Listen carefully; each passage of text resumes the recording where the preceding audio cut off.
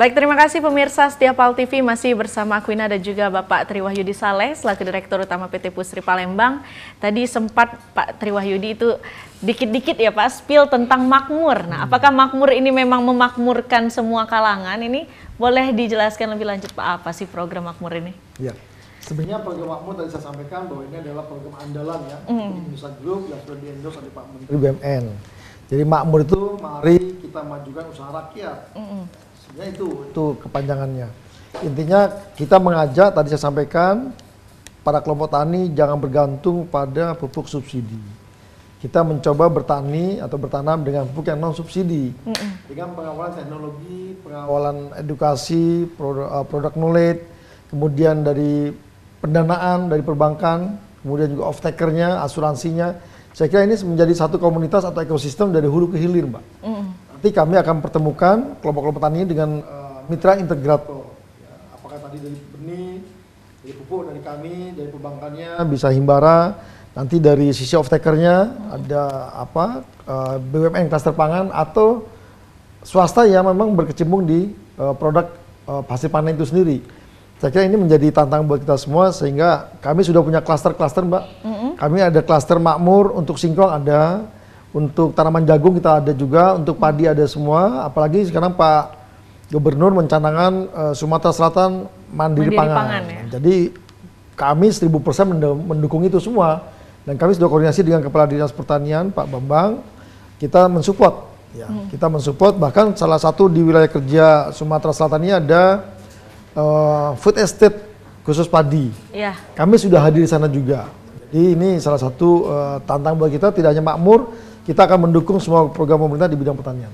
Baik, itu artinya program makmur ini menyentuh semua klasifikasi petani ya Pak ya? Ya. Bukan hanya singkong saja, bukan hanya kopi saja, tapi seluruh. Termasuk kopi, masuk juga. Ya. Baik, nah kalau ngomong-ngomong tentang kopi ini tahun 2022 memang tahun-tahunnya milenial, tahunnya kopi, tahun-tahunnya UMKM, entrepreneur. Nah ini dari PT Pusri sendiri apakah ada bentuk kolaborasi gini Pak dengan milenial ataupun dengan UMKM yang ada di Sumsel ataupun di luar Sumsel ini, Pak? Terima kasih Mbak Queen. Jadi intinya dari 1.840 pegawai Pusri itu 86%-nya milenial.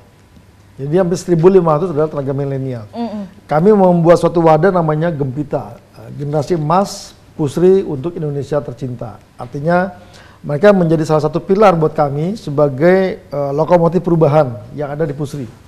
Mereka tidak hanya bekerja di dalam, tapi mereka mengedukasi. Kemarin kami lihat anak-anak ini sudah mulai bekerja, sudah mulai mengajak mahasiswa-mahasiswa dari Unsri. Kita ajak untuk menjadi petani milenial. Ya, gimana caranya bercocok tanam, bagaimana caranya supaya mereka betul-betul jadi sarjana pertanian yang bisa mengimplementasikan ilmunya. Jadi kami sudah punya kelompok tani milenial juga. Kami juga mengajak para pondok pesantren, para santrinya untuk menjadi petani milenial.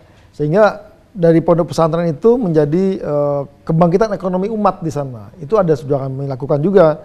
Kemudian juga untuk kelompok tani yang lain, saya kira bertani ke depan itu jangan menjadi sesuatu justru bertani itu dulu katanya kotor, lusuh dan lain, sekarang bertani itu keren gitu loh. Kami ajak petani kelompok milenial untuk ayo kita bertani. Dan Pusri siap untuk berkolaborasi. Mungkin selama ini kan kalau bertani itu orang tua saya saja gitu Pak ya. Kalau zaman dulu kan mungkin kayak gitu. Nah tapi kalau sekarang you don't have to be worried karena siapa saja bisa bertani, mau tani apa itu bisa ya Pak ya. Apakah ada juga dari segi edukasinya sendiri ini Pak? Di Gempita itu? Ya ada Mbak, jadi betul Mbak. Jadi dari sektor pertanian yang menjadi persoalan saat ini adalah masalah SDM. Ya, karena kita lihat SDM petani selama ini kan yang kolonial nih, bapak-bapak kita, orang tua kita yang sudah usianya sekarang sudah sepuh. Kemudian kalau nggak kita bina sekarang milenial, siapa yang mau melanjutkan petani ke depan? Jadi kami mengajak itu semua. Kemudian tadi Mbak tanya apakah ada edukasi? Ada Mbak. Jadi kami mengajak komunitas milenial seperti tadi mahasiswa kita ajak, kemudian ada Karang Taruna kita ajak, kemudian pondok pesantren kita ajak untuk mulai berpikir terkait dengan smart farming, urban farming, tidak perlu lahan luas tapi kita mulai bertanam, bercocok tanam. Ya kalau Bahia sekarang di pekarangan ada sawi, ada bermacam-macam tumbuhan ya Pak. Bermacam-macam itu kalau kita kelola dengan baik itu menghasilkan sekali, Mbak. Ya, kalau kita mau yang suka selada, yang suka lalap-lalap itu, sekali cabut itu 10.000 kita jual. Weekend kita jual cepat sekali itu. Iya, dimulai dari rumah ya, mulai Pak, dari biasanya. rumah. Jadi bertani itu tidak harus keluar rumah dan kita juga terhindar ini dari Dan paparan. tidak harus punya lahan luas. Iya, tidak harus punya berapa hektar dulu, Pak, ya. Istilahnya itu kalau kata orang Palembang dari kecil-kecil itulah yang bakal jadi bukit ya, Pak, ya. Kecil bukit. Oke, nah kalau untuk tantangan di tahun 2022 ini sendiri, Pak, mengingat ini Omikron masuk sudah dari kuartal tahun ya, awal tahun ya, Pak, ya. Apakah ada bentuk antisipasi ke depannya mengingat tahun 2022 ini masih sangat panjang dari bulan 3 sampai dengan bulan 12? Saya kira kembali lagi, Mbak, ini kita penuh ketidakpastian ya. Kita zaman VUCA ini penuh ketidakpastian. Kita harus bisa memitigasi resiko beberapa bulan ke depan apa yang akan terjadi. Saya kira dengan masuknya Omikron ini kita nggak perlu khawatir, tapi tetap waspada, nggak perlu panik. Ya. Kami tetap melakukan sesuai dengan protokol kesehatan. Kalau memang ada keluarga besar kami yang kena, juga kami isolasi. Kemudian kami WFH, kami batasi dan kami lakukan protokol kesehatan. Saya kira ini semua perlu diantisipasi. Tapi kita semua bekerja punya target. Sehingga target itu kita harus cek day to day-nya, minggu per minggunya, kemudian bulan-bulannya, sehingga kita bisa jelas tadi tujuan kita adalah melampaui target.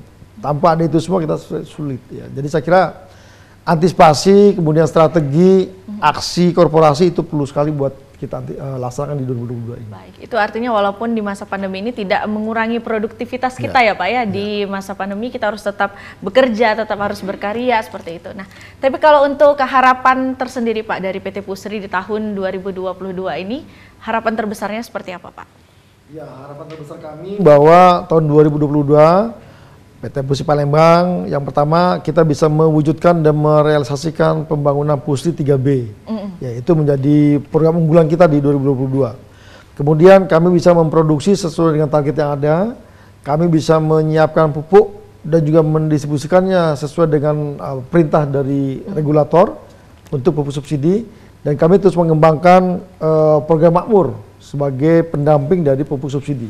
Dan yang terpenting 2022 kami akan terus melakukan riset, melakukan kajian-kajian penelitian untuk memproduksi pupuk baru. Kita 2021 udah punya pupuk MPK singkong dan kopi. 2022 kami akan riset juga terkait dengan pupuk untuk karet, untuk tebu dan lain-lain. Saya kira tidak ada kita berhenti bekerja, kita terus berinovasi, berkreasi untuk Indonesia tercinta. Baik, nah tadi Bapak sempat spill sedikit tentang karet ya Pak ya, dan juga tebu. Nah itu realisasinya itu bagaimana ya Pak? Ya, kalau untuk tebu kami sedang riset tahun ini. Tapi kalau untuk karet ya kita belum masuk ke sana, kita sudah lebih dahulu ke sawit. Sawit terlebih Ya, dahulu. karena kami melihat populasinya sawit di Sumatera Selatan dan Lampung ini luar biasa sampai ke Bangka Belitung ya. Dan sekiranya ini menjadi epicentrum perkebunan kita, sehingga kami punya fokus juga ke kelapa sawit. Dan itu sudah kami punya MPK-nya, MPK khusus sawit kami sudah punya dan sudah cukup besar juga. Kita akan juga edukasi lagi, kan riset lagi untuk kebutuhannya apa sih sebenarnya sawit ini? Apakah dia butuh yang untuk TBS-nya besar? Apakah kadar CPO-nya yang tinggi? Kita terus mengkaji itu. Baik, nah itu kalau dari segi pupuknya sendiri Pak, tapi kalau untuk ekspansi wilayah Pak, apakah PT Pusri juga akan mengembangkan pupuk ini ke provinsi-provinsi lain ini untuk menyentuh dari Indonesia bagian timur ataupun bagian tengah? Ya, kebetulan kami adalah bagian dari holding ya. Pupuk Indonesia Group punya 5 produsen pupuk. Ada Pusri, ada Petrokimia, Gresik, ada Pupuk Kaltim, ada Iskandar Muda, ada Kujang. Jadi dari holding sudah dibagi wilayahnya. Jadi kami tidak bisa masuk ke Kalimantan karena ada PKT di sana. Iya. Kami nggak bisa masuk ke Jawa Barat karena ada Kujang di sana. Jadi pembagian wilayah ini sudah dibatasi oleh holding, tapi kami tetap bisa eksis di mana saja. Tapi kami tetap mematuhi regulasi yang ada dari holding. Saya kira dengan provinsi yang ada saja ditugaskan kami bisa maksimal untuk itu, Mbak.